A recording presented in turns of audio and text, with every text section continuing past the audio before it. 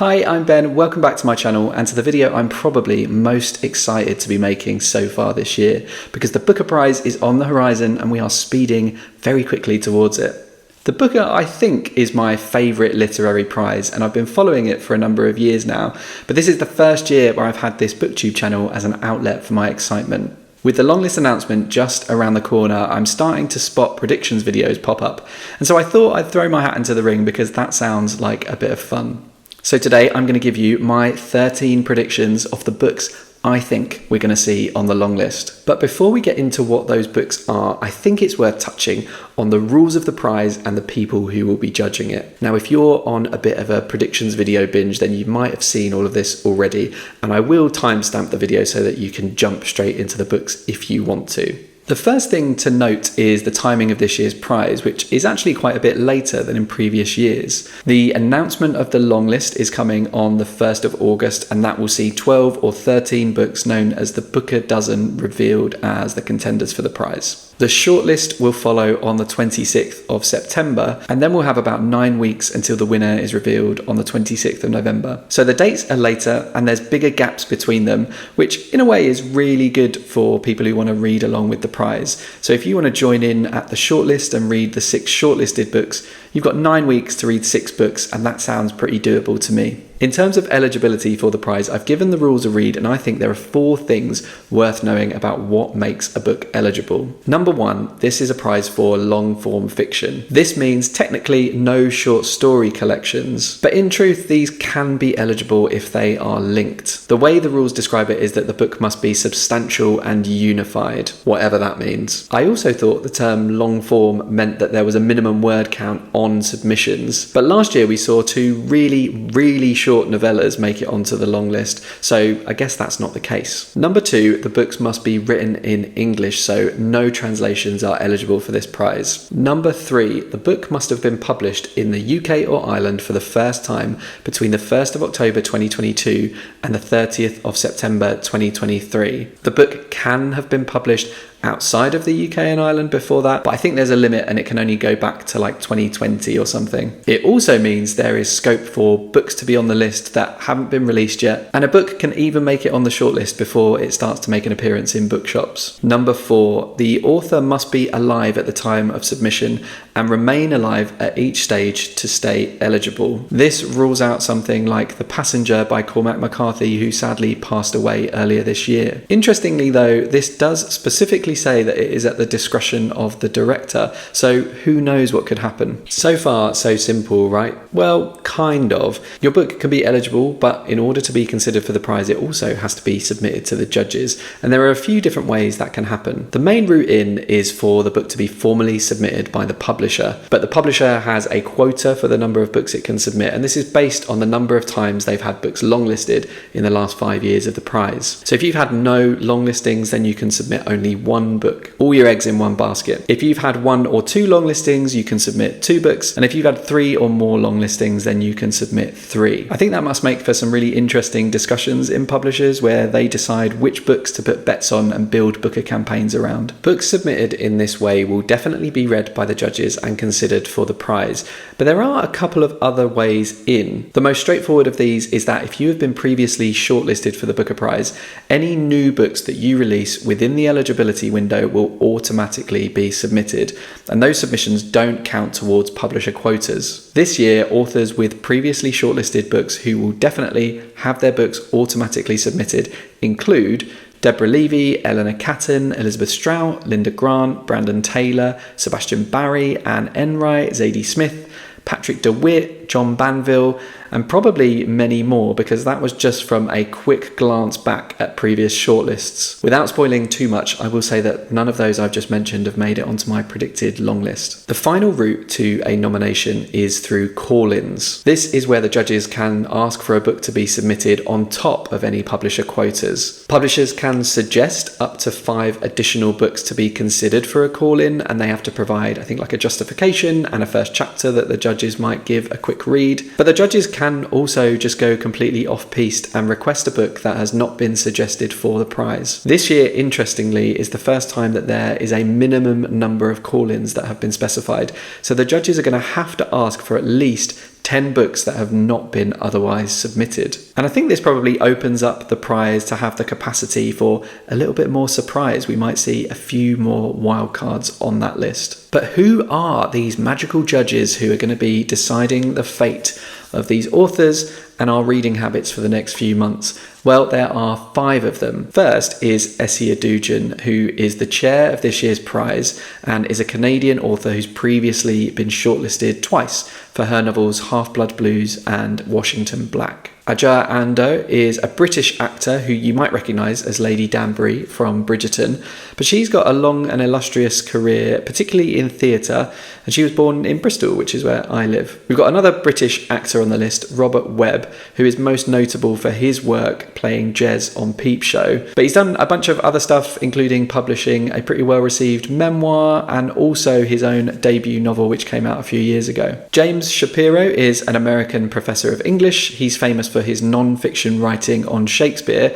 and his book 1599 actually recently won the prize of prizes for the Bailey Gifford. And then rounding out the judging panel is Mary Jean Chan, who is a Hong Kong Chinese poet whose debut collection won the Costa Book Award for the poetry category. I think it seems like a really good set of judges, and I am hopeful that we're going to get some great reads picked by them. Okay, the time has come, the moment is here.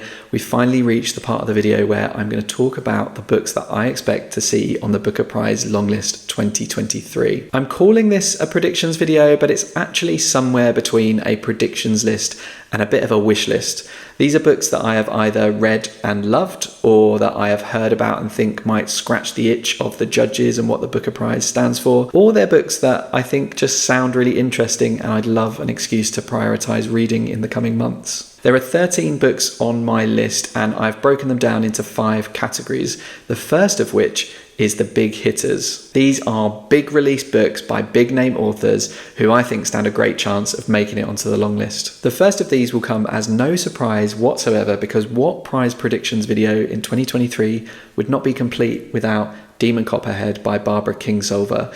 You already know what this is about, but in a nutshell, it is a retelling of Charles Dickens' David Copperfield, set in 90s and noughties Appalachia. We follow a character called Damon Fields, who is the titular Demon Copperhead, as he grapples with structural poverty and the opioid crisis in the US. It is an absolutely wonderful banger of a novel with some singular narration that is wildly entertaining, but will also tug on your heartstrings. Some people may roll their eyes at this being on the Booker long list after it's already won the Pulitzer and the Women's Prize this year, but I think it's a really deserving novel. Kingsolver has really struck gold with this one, and I think it's a wonderful, wonderful book. Interestingly, Kingsolver has never been nominated for the Booker Prize before, so this is going to gobble up one of Faber's, I think, 3 submissions that they can make this year, but they'd be mad not to. My other big hitter is Salman Rushdie and his novel Victory City. Rushdie is an Indian-born British-American author who's most famous for Midnight's Children, which won the Booker Prize in 1981, but also won the best of all winner prizes on both the 25th and 40th anniversaries of the prize. This is a historical fantasy novel about a young girl who becomes the vessel for a goddess, and then the 250 years that follow as she strives to bring about the rise of Victory City. This is inspired by an actual 17th century Hindu empire, obviously threaded with a lot more magical realism, and apparently it's got a lot of feminist themes. I think there's a lot of goodwill towards Rushdie at the moment, given the attack that he suffered in New York recently, and my understanding is that this book has also been welcomed as a bit of a return to form after some pretty poor outings from him. As a previous winner, this book automatically gets submitted, and Rushdie's received 7 nominations before, so this seems like a pretty safe bet. My next category is the comeback kids, and these are authors who are releasing new books after a really long break. Each of the 3 books that I'm going to talk about here have been long in gestation, and it's been at least 10 years since the author's last published work. The first of these that I'm predicting for the long list is The House of Doors by Tan Tuan Eng. Eng is a Malaysian author who was a judge for the International Booker Prize this year and has been previously shortlisted, so this is another one that will be automatically submitted. The House of Doors is set in 1920s Penang in Malaysia and tells the story of a couple who welcome the real-life novelist William Somerset Maugham into their home. Maugham is a bit of a magpie for people's life stories to use in his novels, but Leslie, the wife of the couple, becomes comfortable and she reveals her very colourful and interesting background. I've heard the writing in this is absolutely stunning and that it is another knockout book from Eng. Given he has previously been longlisted and shortlisted, I wouldn't count this one out. And it's got a really, really high rating on Goodreads at the moment, which isn't the be all and end all, but it goes to show how much readers are loving this one. My next comeback kid is Paul Harding and his book, This Other Eden. Harding is the previous recipient of the Pulitzer Prize for his 2010 novel Tinkers, and this is his new release. This book is set in the early 1900s and tells the story of the forcible eviction of a mixed race community who live on Apple Island. Apple Island is fictional, but this is based on the real events of an island called Malaga Island, just off the coast of Maine. Although I struggled to get into the rhythm of the language with this one a little bit, I think it is quite objectively beautifully written. It has some very well-drawn characters, and there are a few storylines here that will just break your heart. One of the things that actually made me really fancy this one's chances, though, was that it is blurbed by Essie Adujan, so we know that she already likes the book. Interestingly, it is published by Hutchinson Heinemann, who I think, based on a quick look at previous longlists, have only got 2 submissions that they can make. And they're also publishing the new novels by Lauren Groff and C. Pam Zhang. It would be really interesting to know which 2 of those 3 is actually submitted by the publisher, but given Adujan's endorsement, I guess this one would be called in anyway. My final pick for the Comeback Kids category is Soldier Sailor by Claire Kilroy. Kilroy is an Irish author, and this book is a short, sharp novel written from a mother to a son, capturing the early tumultuous and stressful days of motherhood when the son is a baby and then a pretty uncooperative toddler. It's written in the first person, and I think it's another narrator who is just whip smart, really interesting to read, and the book is really beautifully written. It is maybe a little anxiety inducing. Who knew a trip to the supermarket could be so stressful? But it's also just wonderful in what it captures in a way that I've not read before. It so deftly and convincingly describes the contradiction of feeling overwhelming love for someone, but also the stress, and I wouldn't go as far as to say hate, but maybe like hate for the situation. I think it's a real knockout, and I would not be surprised to see it on the list. The next category is the debuts, which is pretty self-explanatory. These are just debut novels.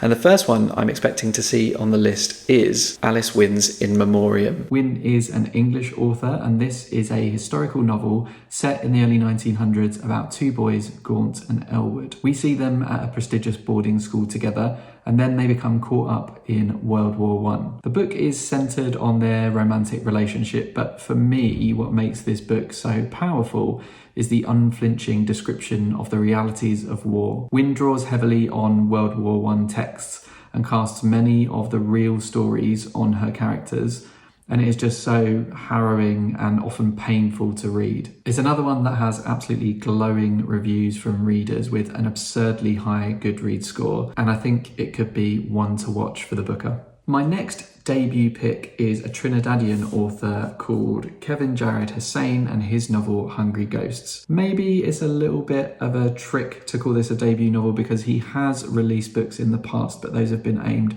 at young adults. This is his adult fiction debut, and I think the first released in the UK though, so we'll go with it. This book is set in 1940s Trinidad, and it's about a family who live in a small village that's dealing with the disappearance of a local wealthy man. It handles structural inequality, class, race, and is inspired by rich traditions of oral storytelling. It's supposed to be quite playful with language incorporating Hindi and Creole terms, as well as stuff from biology because Hussein's got a background in science. And it's apparently quite slow-paced, but very, very rewarding. I've seen Kevin talk about this book and he speaks about it so brilliantly that I am very excited to get to it at some point, and I hope to see it on the list. Our next debut is A History of Burning by Janika Oza, and not just for the beautiful, beautiful cover. Oza is a Canadian author, but with a family history that goes back to India and East Africa before they moved to Canada. This book follows a similar path, telling a layered, multi-perspective, globe-trotting family story.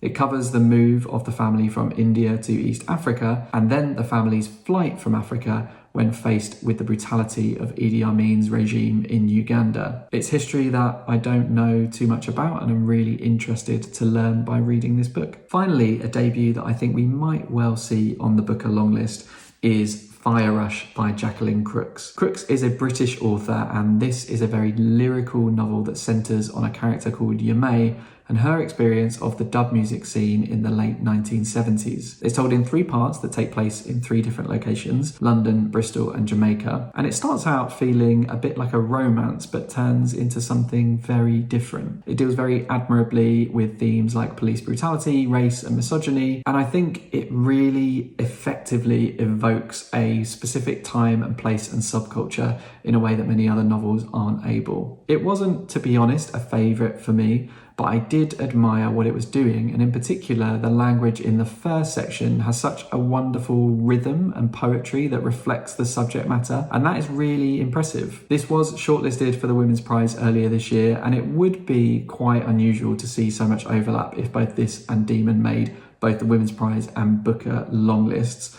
But I do think they've both got a pretty good shot. Right, my penultimate category then is the indies, and these are books from independent publishers. These are, by their very nature, much less sure things because none of these publishers have been longlisted in the last 5 years, and so only get 1 shot, 1 submission. So these books, while I think they might really suit the Booker, may not even be submitted. We have seen indies make inroads into the Booker, and last year I think there were 2 on the list: Gallybeggar Press with After Sappho and Influx, who published Percival Everett's The Trees. So it's not impossible, and if nothing else, I'm just happy to share some of these books with you. My first indie pick will surprise nobody who's been following my channel for more than, 5 minutes, and that is Rion Bell by Priya Hine. Hine is a Mauritian author. This is her first book, and it tells the story of 15-year-old Noemi, who leaves school to go and work in a big old French colonial house cleaning it. That's a deceptively simple premise though, and what Hine does with this book is tell a much bigger story of Mauritian history, of class and race and colonialism. It's a book told in many short sections and vignettes, and peppered through it is not just Noemi's story, but snippets from history, poetry, recipes. I think it creates this chorus of sympathy and understanding with Mauritian people and their history in a way that you probably wouldn't get with a more straightforward telling of the tale. I absolutely love this book. It's one of the best things I've read all year, and if you haven't read it, well, you can read it in a day, so I would really highly recommend it. It's a beautiful book. My next indie pick is called The Way the Day Breaks by David Roberts. Roberts is a British author, and this is set in 1980s Sheffield. This is about a close-knit family who enjoy car trips, family dinners, coming up with zany get-rich-quick schemes, but the family grapples with the deteriorating mental health of the father. The book seems to be split between raw conversation between the family members. There's no speech marks, no he said, she said, just the raw dialogue, and then the son's reflections many years later when he's grown up. I haven't read this one, but it feels like a book that might quite deftly deal with men's mental health and masculinity and the ability of men to talk about how they're feeling and what they're going through. And I just have a feeling that if submitted, this could well resonate with the judges. My final indie pick is Grimish by Michael Winkler. Winkler is an Australian author, and Grimish is a book that was released a few years ago in Australia, and last year was shortlisted for the very prestigious Miles Franklin Award. It received a UK release earlier this year, and it's a historical novel about the life of a real historical figure called Joe Grimm. Grimm was an Italian-American boxer who toured Australia, and he had great showmanship, became very popular with crowds, but sadly had a terrible track record when it came to actually winning fights. His superpower, it seems, was his ability just to soak up pain and be a bit of a punching bag. This is another book that explores masculinity and vulnerability, and apparently it's quite experimental and playful in style, and just good fun to read. And part of me does kind of hope there's at least one fun book on the list and it's not just a very serious misery fest. So maybe this will be that book. My final category is the Wildcards, and there's actually only one book left in this category because just before filming I realised I'd picked 14 books, and so I last minute had to kick out Philip Hench's To Battersea Park. So there is only one wildcard, and that wildcard is Rose and the Burma Sky by Rosanna Amaka. Amaka is a British author of African and Caribbean heritage. This is a historical novel set in the late 1930s and early 40s, and tells the story of Obi and Rose, who are from Nigeria, and weaves together their love stories with the painful realities of war. I've heard this is a very engrossing read, but what also interests me is that it shines a light on the African soldiers who fought in World War II. They were stationed in Burma, and their contributions to the war are often completely unrecognised. I certainly hadn't heard about this history before. Feels like a very gripping, emotional story that may well resonate with the judges. So that's it. Those are my 13 picks that I'm going to be putting out into the ether.